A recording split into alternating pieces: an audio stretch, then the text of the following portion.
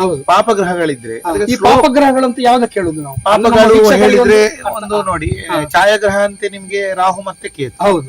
ಆ ಪಾಪಗ್ರಹ ರವಿ ಪಾಪ ಆಗ್ತಾನೆ, ಚಂದ್ರ ಕೂಡ ಅವನು ಪಕ್ಷ ಬಲ ಬರುವಾಗ ಅಲ್ಲಿ ಪಾಪ ಆಗ್ತಾನೆ, ಮತ್ತೆ ಬುಧ ಕೂಡ ಪಾಪ ಆಗ್ತಾನೆ ಕೆಲವೊಮ್ಮೆ ಪಾಪಗ್ರಹದ ಒಟ್ಟಿಗಿದ್ರೆ.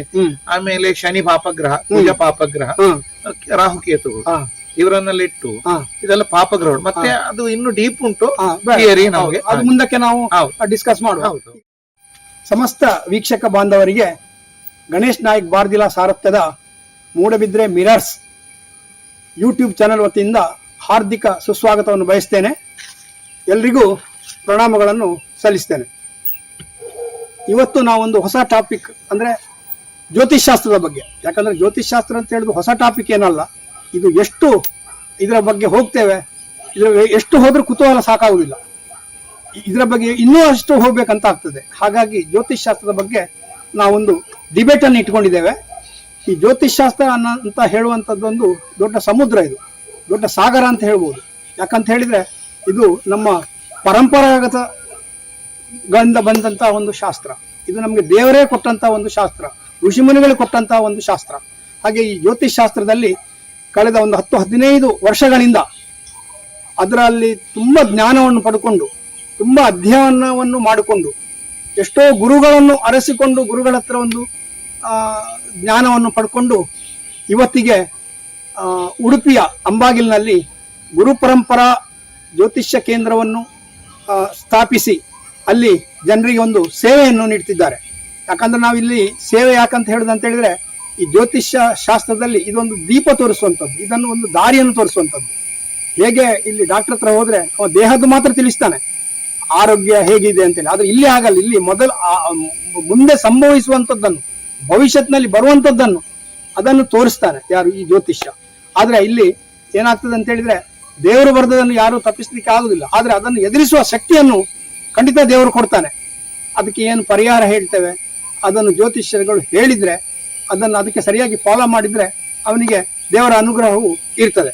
ಹಾಗಾಗಿ ಇವತ್ತಿಗೆ ನಮ್ಮ ಒಂದು ಈ ಡಿಬೇಟಿಗೆ ಉಡುಪಿಯಿಂದ ತಮ್ಮ ಅಮೂಲ್ಯ ಸಮಯವನ್ನು ನಮ್ಮೊಂದಿಗೆ ಕೊಡ್ಲಿಕ್ಕೆ ನಾನು ಯಾವತ್ತೂ ರೆಡಿ ಇದ್ದೇನೆ ಅಂತ ಹೇಳಿ ಬಂದಂತಹ ಆರೂರು ಕಿರಣ್ ರಾವ್, ಗುರು ಪರಂಪರಾ ಜ್ಯೋತಿಷ್ಯ ಕೇಂದ್ರ ಉಡುಪಿ ಅವರನ್ನು ನಾನು ಮೂಡಬಿದ್ರೆ ಮಿರರ್ಸ್ ಯೂಟ್ಯೂಬ್ ಚಾನೆಲ್ ಪರವಾಗಿ ಹಾರ್ದಿಕವಾಗಿ ಸ್ವಾಗತಿಸ ಬಯಸ್ತೇನೆ. ಧನ್ಯವಾದಗಳು ಗಣೇಶ್ ಬಾರ್ದಿಲ್ಲ ಅವರಿಗೆ ಹಾಗೂ ರಾಘವೇಂದ್ರ ಭಂಡಾರ್ಕರ್ ಅವರಿಗೆ. ಈ ನಿಮ್ಮ ಚಾನೆಲ್ಗೆ ನನ್ನನ್ನು ಇವತ್ತು ಕರೆತಂದು ಜ್ಯೋತಿಷ್ ಶಾಸ್ತ್ರದ ಬಗ್ಗೆ ಸ್ವಲ್ಪ ತಿಳುವಳಿಕೆ ಹೇಳಬೇಕೆಂಬ ನಿಮ್ಮ ಆಸೆ ಪ್ರಕಾರ ನಾನು ಇಲ್ಲಿ ಬಂದಿದ್ದೇನೆ ಇವತ್ತು. ಹಾಗೆ ಕಿರಣ್ ರಾವ್ ಅವರೇ, ನಿಮ್ಮನ್ನು ನಾನು ತುಂಬಾ ಕಡೆ ಕೇಳಿದ್ದೇನೆ. ಯಾಕಂತ ಹೇಳಿದ್ರೆ ಉಡುಪಿಯ ಸುತ್ತಮುತ್ತ ಅಥವಾ ಸಾಧಾರಣ ಮೂಡಬಿದ್ರೆ, ನೀವು ಮೂಡಬಿದ್ರೆ ಅವರು ಮೂಲತಃ ಅಂತೇಳಿ ಕೇಳಿ ತಿಳ್ಕೊಂಡಿದ್ದೇನೆ. ಹಾಗಾಗಿ ನಿಮ್ಮ ಬಗ್ಗೆ ಹೆಚ್ಚಿನವರಿಗೆ ಅಂದ್ರೆ ಮೂಡಬಿದ್ರೆ ಅವರಿಗೆ ಗೊತ್ತಿಲ್ಲ ನೀವು ಜ್ಯೋತಿಷ್ಯದ ಶಾಸ್ತ್ರದ ಬಗ್ಗೆ ಅದಕ್ಕೆ ಅಧ್ಯಯನ ಮಾಡ್ತಿದ್ದೀರಿ, ಅದಕ್ಕೆ ಇಳಿದೀರಿ ಅಂತ ಗೊತ್ತಿಲ್ಲ. ಅದು ಉಡುಪಿ ಸುತ್ತಮುತ್ತ, ಅದು ಬೆಂಗಳೂರು ಆಗಲಿ ನಾನು ಕೇಳಿಕೊಂಡು ತಿಳಿದಿದ್ದೇನೆ. ಆರೂರು ಕಿರಣ್ ರಾವ್ ಅಂತ ಹೇಳಿದ್ರೆ ಅವರು ಒಂದು ಜ್ಯೋತಿಷ್ಯ ಶಾಸ್ತ್ರದಲ್ಲಿ ಅಥವಾ ಒಂದು ಜ್ಯೋತಿಷ್ಯದ ಫೀಲ್ಡ್ ನಲ್ಲಿ ಅವರಿಗೆ ಒಂದು ಉತ್ತಮವಾದಂತ ಒಂದು ಹೆಸರಿದೆ. ಹಾಗಾಗಿ ಇವತ್ತು ನಿಮ್ಮೊತ್ತಿಗೆ ಮಾತಾಡ್ಲಿಕ್ಕೆ ಸಹ ನಮ್ಗೆ ತುಂಬಾ ಖುಷಿ ಆಗ್ತದೆ. ಈ ಜ್ಯೋತಿಷ್ಯ ಶಾಸ್ತ್ರದ ಬಗ್ಗೆ ನಿಮ್ಮ ಹತ್ರ ನಾವು ಸಾಕಷ್ಟು ತಿಳ್ಕೊಳ್ಳಿಕ್ಕಿದೆ. ನಮ್ಮ ವೀಕ್ಷಕ ಬಂಧುಗಳು ತಯಾರಾಗಿ ಕೇಳ್ತಾ ಇದ್ದಾರೆ.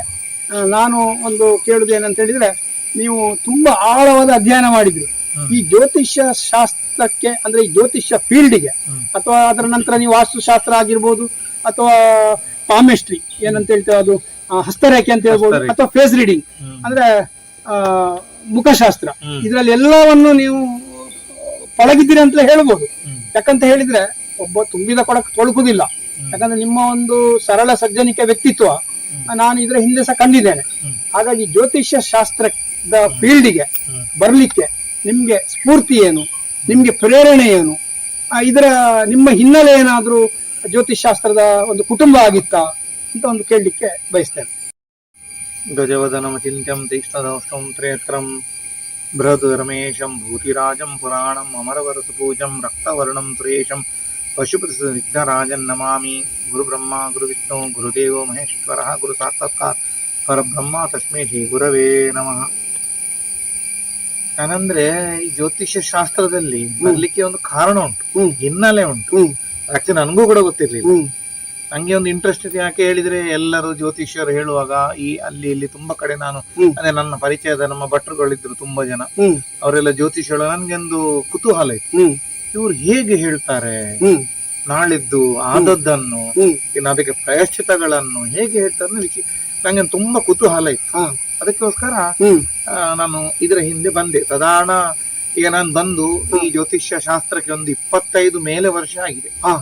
ಇದರ ಹಿಂದೆ ಬಿದ್ದು ನಾನು ತುಂಬಾ ಜನರೊಟ್ಟಿಗೆ ಹೋಗಿದ್ದೇನೆ, ತುಂಬಾ ಜನರ ಹತ್ರ ಕಲೀಲಿಕ್ಕೆ ಸಿಕ್ಕಿದ್ದೇನೆ. ಅದೊಂದು ವಿಷಯ ಉಂಟು. ಈಗ ನಮ್ಗೆ ಲೈಬ್ರರಿಯಲ್ಲಿ ತುಂಬಾ ಪುಸ್ತಕ ಸಿಗ್ತದೆ, ಆದ್ರೆ ಅದ್ರಲ್ಲಿರುವುದು ಒಂದು ಸೆಂಟೆನ್ಸ್ ಮಾತ್ರ ನಮ್ಗೆ ಬೇಕಿರ್ತದೆ. ಅದೇ ರೀತಿ ನಾನು ತುಂಬಾ ಜನರ ಹತ್ರ ಹೋಗುವ ಒಂದೊಂದು ಹೊಸ ಹೊಸ ವಿಷಯ ನಮ್ಗೆ ಸಿಕ್ಕಿದೆ. ಈಗ ಮೂಲತಃವಾಗಿ ನನ್ನ ಹಿನ್ನೆಲೆ ನೋಡ್ಲಿಕ್ಕೆ ಹೋದ್ರೆ ನಮ್ಗೆ ಮತ್ತೆ ಅಷ್ಟಮಂಗಳ ಪ್ರಶ್ನೆ, ನಮ್ಮ ಈಗ ಮನೆಯಲ್ಲಿ ಆಗ ಅಷ್ಟಮಂಗಳ ಪ್ರಶ್ನೆಯಲ್ಲಿ ಏನು, ಮೂಲತಃ ನೀವು ಕೇರಳದವ್ರು, ಅಲ್ಲಿಂದ ಬಂದಿದ್ದೀರಿ, ಮತ್ತೆ ಪೂರ್ವಜರು ಜ್ಯೋತಿಷ್ಯರಾಗಿದ್ರಿ ಹೇಳಿ, ಅಂದ್ರೆ ನಾಟಿ ವೈದ್ಯರು ಪ್ಲಸ್ ಜ್ಯೋತಿಷ್ಯರಾಗಿದ್ದು ನಮ್ಮ ಹಿರಿಯರು, ಅಲ್ಲಿಂದ ಇದು ಸಾಗಿ ಬಂದಿದೆ. ಅವಾಗ ಇವಾಗ ಏನಾಗಿದೆ ಹೇಳಿದ್ರೆ ಅದನ್ನು ಫಾಲೋ ಅಪ್ ಮಾಡಿ ಮಾಡಿ ಮಾಡಿ ಮಾಡಿ ಅಂದ್ರೆ ನಮ್ಮ ಫ್ಯಾಮಿಲಿ ಮೆಂಬರ್ಸ್ ಕೂಡ ಅವ್ರು ಹೇಳ್ತಾರೆ, ನಿಮ್ಮ ಕುಟುಂಬದಲ್ಲಿ ಒಬ್ರು ಹಿರಿಯ ಜ್ಯೋತಿಷ್ಯರಿದ್ರು, ಅವರದ್ದೇ ನಿಮ್ಗೆ ಒಂದು ಆತ್ಮ ಬಂದಿರಬಹುದು ಹೇಳಿ ನಂಬಿಕೆ ನಮ್ಮ ಕುಟುಂಬದ. ಅದು ನಾನು ಇದ್ರ ಹಿಂದೆ ತುಂಬಾ ಹೋದೆ, ಅಧ್ಯಯನ ಮಾಡಿದೆ, ತುಂಬಾ ಗುರುಗಳಾದ್ರು. ಈ ವಾಸ್ತುಶಾಸ್ತ್ರ ಕಲಿತೆ, ಜ್ಯೋತಿಷ್ಯ ಕಲಿತೆ. ಅಂದ್ರೆ ಜ್ಯೋತಿಷ್ಯ ತುಂಬಾ ಕಷ್ಟ, ಯಾಕೆ ಹೇಳಿದ್ರೆ ಅದು ಮುಗಿಯದ ಅಧ್ಯಾಯ. ಇವತ್ತು ನೀವೊಂದು ಹುಡುಕಿ ಹೇಳಿದ್ರೆ ನಾಳೆ ಪುನೊಂದಿರ್ತದೆ, ನಾಳ್ದು ಪುನೊಂದು, ಹಾಗೆ ಹಾಗೆ ಹಾಗೆ ತುಂಬಾ ಆಳವಾದ ಅಧ್ಯಯನ ಬೇಕಾದಕ್ಕೆ. ಅದು ಭಾರಿ ಒಳ್ಳೆ ಒಂದು ಸಬ್ಜೆಕ್ಟ್. ಈಗ ಜನರಿಗೆ ಅದ್ರ ಮೇಲೆ ಅಷ್ಟು ಈ ನಂಬಿಕೆ, ಹೊಸ ಹೊಸ ತಂತ್ರಜ್ಞಾನ ಎಲ್ಲ ಬಂದ ಜನರಿಗೆ ಇದಾಗಿದೆ, ಕಡಿಮೆ ನಂಬಿಕೆ ಕಡಿಮೆ ಆಗ್ತಾ ಬಂದಿದೆ. ಈಗ ನಾನೊಂದು ಮಧ್ಯದಲ್ಲಿ ನಿಮ್ಗೆ ಕೇಳ್ತಾ ಇದ್ದೇನೆ, ನೀವು ಹೇಳಿದ್ರಿ ನನ್ನ ಅಜ್ಜಂದು ಆತ್ಮ ಏನಾದ್ರೂ ಬಂದು ನನಗೆ ಆಶೀರ್ವಾದ ಮಾಡ್ತಾ ಇರಬಹುದು ಅಂತ ಹೇಳಿ. ಈ ಜ್ಯೋತಿಷ್ಯ ಶಾಸ್ತ್ರ ಕಲೀಲಿಕ್ಕೆ ಅಥವಾ ಯಾವುದೇ ಒಂದು ನಮ್ಮ ಸನಾತನ ಸಂಸ್ಕೃತಿ ಯಾವುದೋ ಒಂದು ಪರಂಪರೆಯನ್ನ ಮುಂದುವರಿಸಲಿಕ್ಕೆ ಅಥವಾ ಏಕದಮ್ ಇಳಿಲಿಕ್ಕೆ ಅದಕ್ಕೆ ಪೂರ್ವಜನ್ಮದ ಪುಣ್ಯ ಬೇಕು ಅಂತ ಹೇಳ್ತಾರೆ. ಪೂರ್ವಜನ್ಮದ ಪುಣ್ಯ ಬೇಕು. ಯಾಕೆ ಹೇಳಿದ್ರೆ ನಾವು ಏನಾಗ್ತೇವೆ, ನಮ್ಮ ಜಾತಕವನ್ನು ತಗೊಳ್ತೇವೆ. ಜಾತಕದಲ್ಲಿ ಏನ್ ಹೇಳಿದ್ರೆ ನಮ್ಗೆ ಪ್ರಧಾನವಾಗಿ ಜ್ಯೋತಿಷ್ಯಕ್ಕೆ ಮೈನ್ ಬರುವಂತ ಗ್ರಹ ಹೇಳಿದ್ರೆ ಗುರುಗ್ರಹ, ಅತ್ಯಂತ ದೊಡ್ಡ ಗ್ರಹ, ಪ್ರಧಾನ ಗ್ರಹ ನಮ್ಮ ಸೋಲಾರ್ ಸಿಸ್ಟಮ್ ಅಲ್ಲಿ.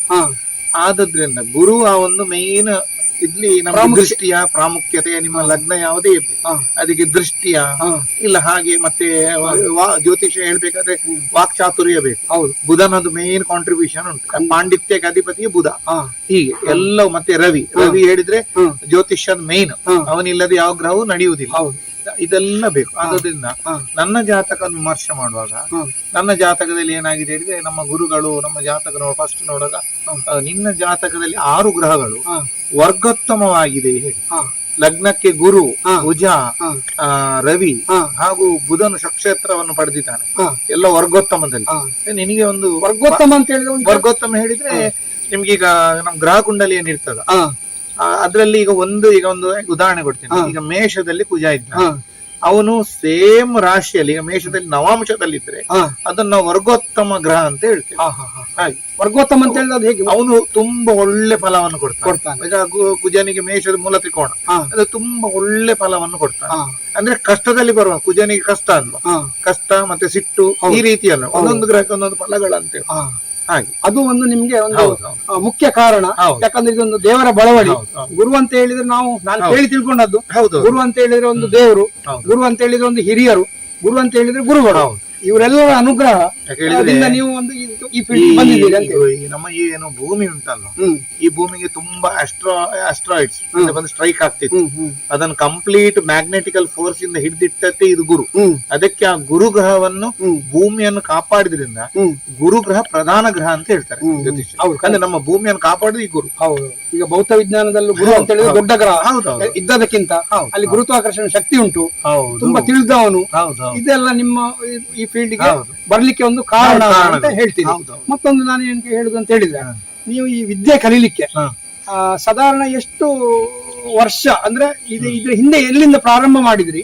ನೀವೀಗ ಪ್ರೇರಣೆ ಎಲ್ಲ ಸ್ಫೂರ್ತಿ ಎಲ್ಲ ಹೇಳಿದ್ರಿ, ಎಲ್ಲೆಲ್ಲಿಗೆ ಗುರುಗಳನ್ನ ಅರಸಿಕೊಂಡು ಹೋದ್ರಿ ಅಥವಾ ನಿಮ್ಗೆ ತಾನಾಗಿ ಗುರುಗಳು ಒಲಿದ್ರು?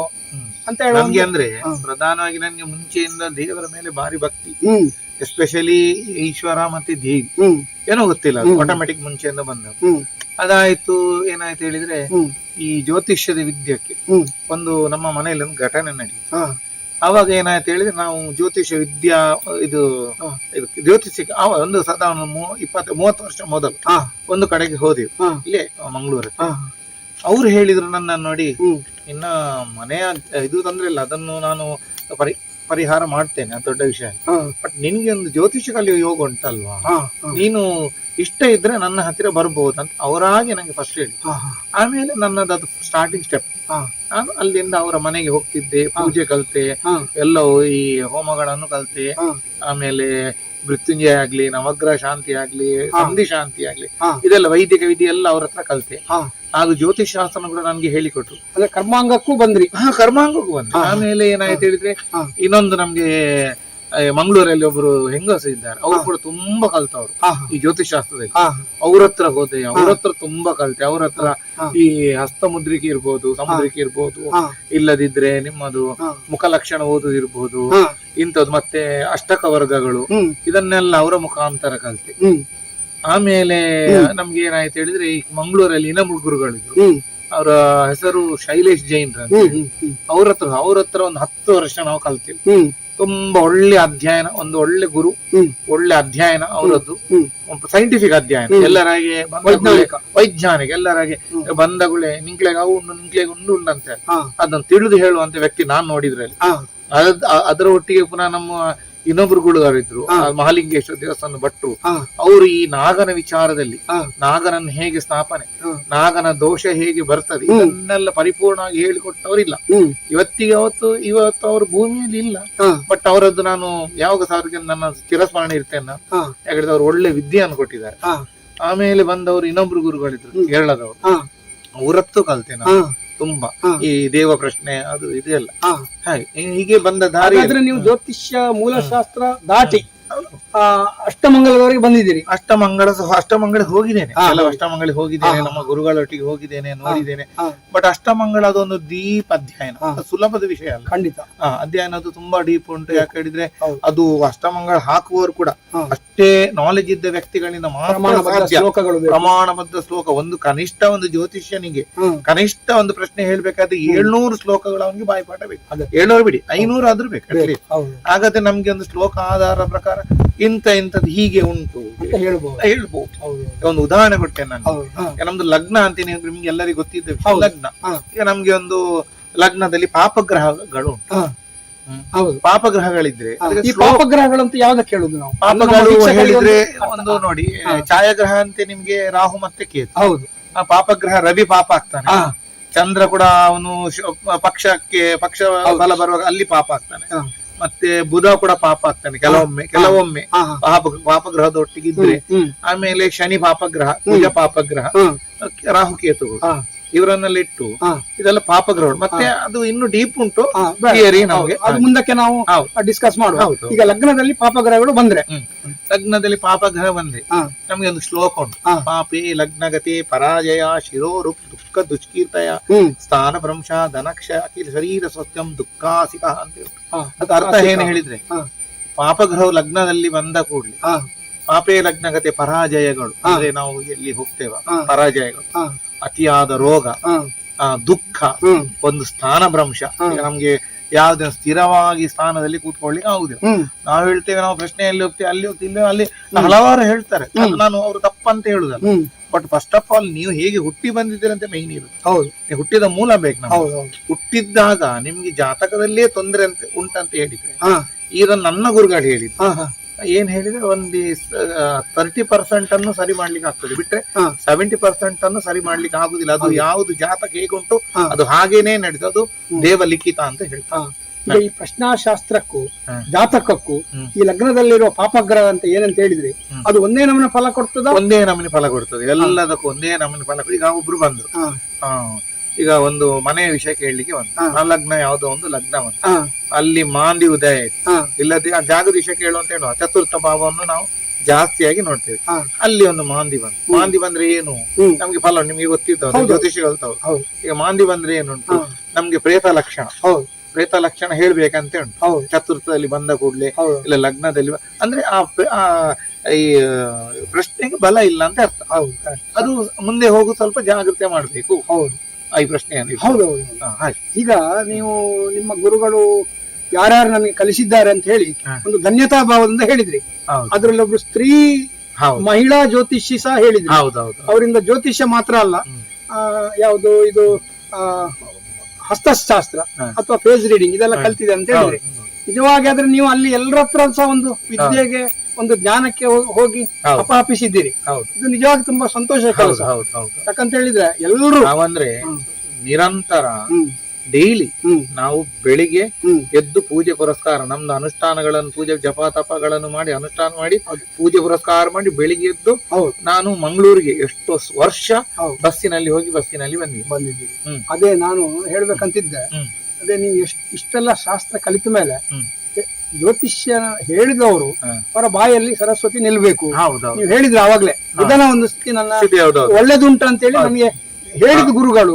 ನನಗೆ ಅಲ್ಲಿವರೆಗೆ ಗೊತ್ತಿರ್ಲಿಲ್ಲ. ಆಮೇಲೆ ನಾನು ನಿಜ ಸ್ಥಿತಿ ನನಗೆ ಅರಿವು ಬಂತು. 6 ಗ್ರಹಗಳು ಇದು ಷಡ್ಗ್ರಹಗಳು ಅದು ವರ್ಗೋತ್ತಮ ಹೇಳಿ ನಂಗೆ ಗೊತ್ತೇ ಇಲ್ಲ. ನಾನು ನವಾಂಶ ಬಗ್ಗೆ ತುಂಬಾ ಚಿಂತೆ ಮಾಡ್ಲಿಲ್ಲ. ಅಲ್ಲಿ ಗ್ರಹ ಕುಂಡಲಿ ನೋಡ್ತಿದ್ದೇನೆ, ಭಾವಕುಂಡಲಿ ನೋಡ್ತಿದ್ದೆ. ಮತ್ತೆ ಇದರಲ್ಲಿ ನೋಡೋದು ಎಲ್ಲ 6 ಗ್ರಹಗಳು ವರ್ಗೋತ್ತಮ. 6 ಗ್ರಹಗಳು ಒಂದು ವರ್ಗೋತ್ತಮ ನವಾಂಶದಲ್ಲಿ ಇರುವುದು ಸ್ವತಃ ನಾನು ಸಹ ಕೇಳಿದ್ದು ಇದು ಪ್ರಪ್ರಥಮ. ಯಾಕಂದ್ರೆ ಇದು ಅಷ್ಟು ಇದರಲ್ಲಿ ಬರುವುದಿಲ್ಲ. ಎಲ್ಲಿಯಾದ್ರೂ ಬಂದ್ರೆ 1, 2, 3 ಇಷ್ಟು ಬರೋದೊಂದು ನಿಜವಾಗಿ ಗ್ರೇಟ್. ಹಾಗಾಗಿ ನಾನು ಸಹ ಎಣಿಸುವುದು ನೀವು ಈ ಪರಂಪರಾಗತ ಇದಕ್ಕೆ ಬರ್ಲಿಕ್ಕೆ ಕಾರಣನೇ ಈ ಗ್ರಹಗಳ ಒಂದು ಅನುಗ್ರಹ. ನಮ್ಗೆ ಗುರು ಪಂಚಮಾಧಿಪತಿ. ಪಂಚಮ ಹೇಳಿದ್ರೆ ನಿಮ್ಗೆ ಎಲ್ಲ ಗೊತ್ತುಂಟು. ಪಂಚಮ ಸ್ಥಾನ ಹೇಳಿದ್ರೆ ಪೂರ್ವ ಪುಣ್ಯ.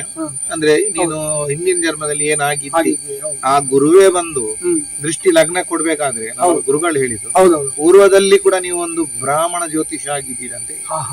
ಅಂದ್ರೆ ಅದಕ್ಕೆ ನಮ್ಗೆ ಸೈಂಟಿಫಿಕಲಿ ಇದುಂಟು. ಪಂಚಮಾಧಿಪತಿ ನಮ್ಗೆ ನೇರ ಸಪ್ತಮಕ್ಕೆ ಒಂದು ಲಗ್ನಕ್ಕೆ ದೃಷ್ಟಿ ಕೊಟ್ರೆ ಪೂರ್ವ ಜನ್ಮದಲ್ಲಿ ಹೀಗೆ ಇದ್ರು ಅಂತ ಹೌದು ನಮ್ಮ ಗುರುಗಳು ಹೇಳಿದ್ದಾರೆ. ಹಾಗಾಗಿ ನಮ್ಮ ಒಂದು ಈ ಕ್ಷೇತ್ರಕ್ಕೆ ಬರ್ಲಿಕ್ಕೆ ನಿಮ್ಗೆ ಸ್ಫೂರ್ತಿ ಹೇಗೆ, ಪ್ರೇರಣೆ ಹೇಗೆ, ಆಮೇಲೆ ಇದನ್ನ ಈಗ ಮುಂದುವರಿಸ್ತಿರೋ ಬಗ್ಗೆ ಅತ್ಯಂತ ಸುಂದರವಾದ್ರೆ ನಿಮ್ಮ ಹಿನ್ನೆಲೆಯನ್ನು ನನಗೆ ತಿಳಿಸಿದ್ದೆ. ನನಗೆ ಏನು